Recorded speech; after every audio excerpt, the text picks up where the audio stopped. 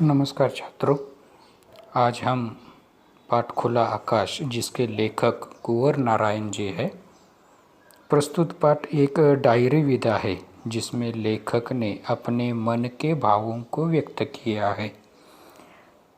देखिए गद्य संबंधी प्रस्तुत डायरी विधा में कुंवर नारायण जी ने जीवन के संघर्ष, साहित्य, आत्मचिंतन, जीवन क्रम आदि पर अपने विचार स्पष्ट किए हैं।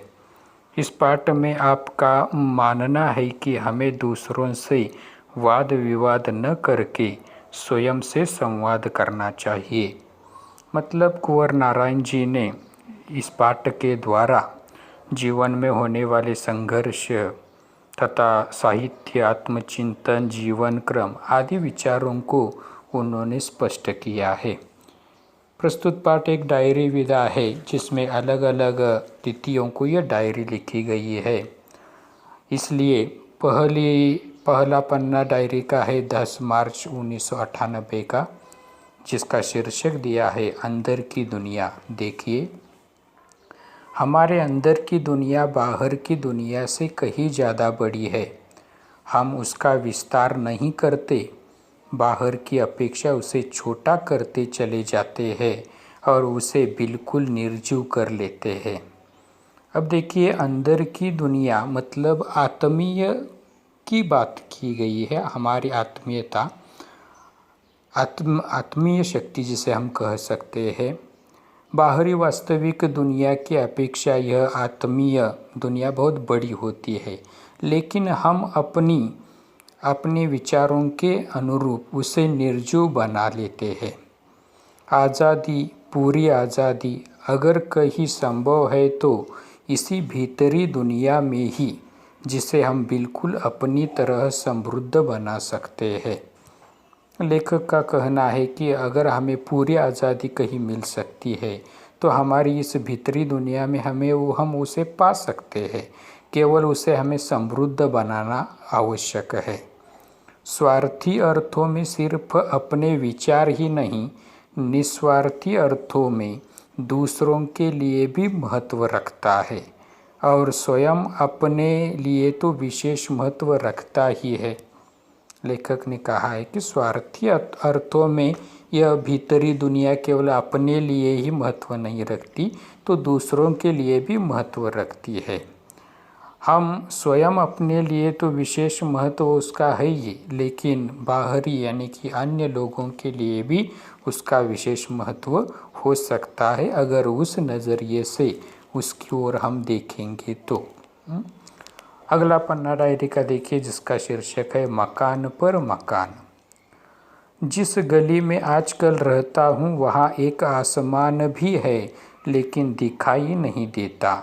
उस गली में पेड़ भी नहीं है, न ही पेड़ लगाने की गुंजाइश ही है।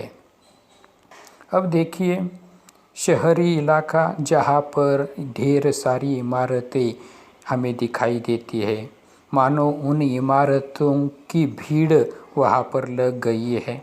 इर्द गिर्द सारी इमारतें हैं और वहाँ पर पेड़ भी दिखाई नहीं देते, ना ही वहाँ पर पेड़ लगाने की गुंजाइश ये है, यानी कि वहाँ पर ये जगह खाली है ही नहीं।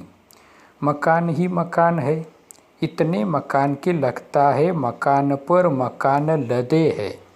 लंद फंद मकानों की एक बहुत बड़ी भीड़ जो एक सांकरी गली में फंस गई और बाहर निकलने का कोई रास्ता नहीं है।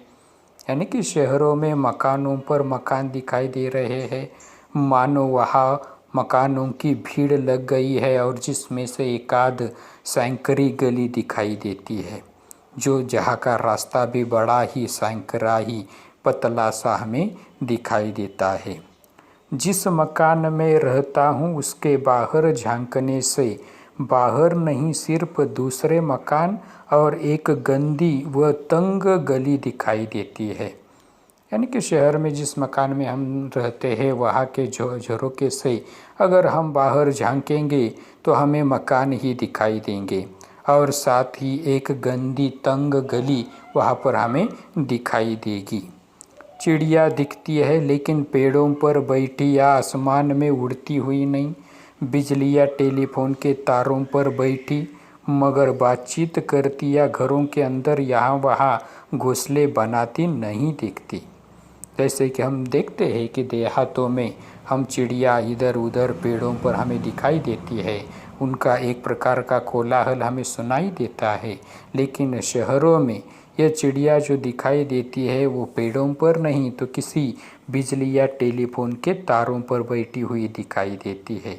इतना ही नहीं, देहातों में हम जानते हैं हमारे घर के आसपास इर्द गिर्द चिड़िया अपने घोंसले बनाती है, लेकिन शहरों में ऐसा नज़ारा दिखाई नहीं देता। उन्हें देखकर लगता मानो वे प्राकृतिक नहीं, रबड़ या प्लास्टिक के बने खिलौने हैं जो शायद ही इधर उधर फुदक सकते हो या चूं चूं की आवाज़ें निकाल सकते हो। यानी कि इन बिजली के खंभों पर तारों पर बैठी है चिड़िया, उन्हें देखकर लेखक को ऐसा लगता है कि वह रबड़ या प्लास्टिक की बनी हुई कृत्रिम चिड़िया है, मानो वह खिलौने ही है। वह इधर उधर फुदकती हुई या आवाज़ें निकालती हुई दिखाई नहीं देती।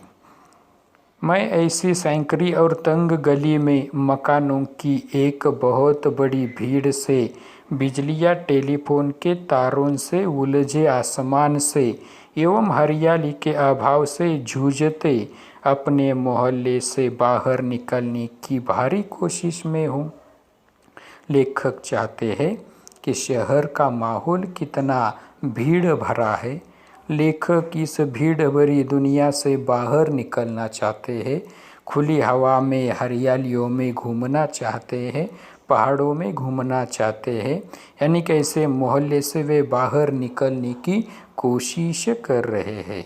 यानी कि लेखक आज बढ़ती हुई शहरों की अवस्था और वहाँ पर हो रहे प्रदूषण के साथ साथ वहाँ पर लोगों की, मकानों की जो भीड़ हो गई है, इसके बारे में लेखक ने अपनी भावना प्रकट की है। धन्यवाद छात्रों।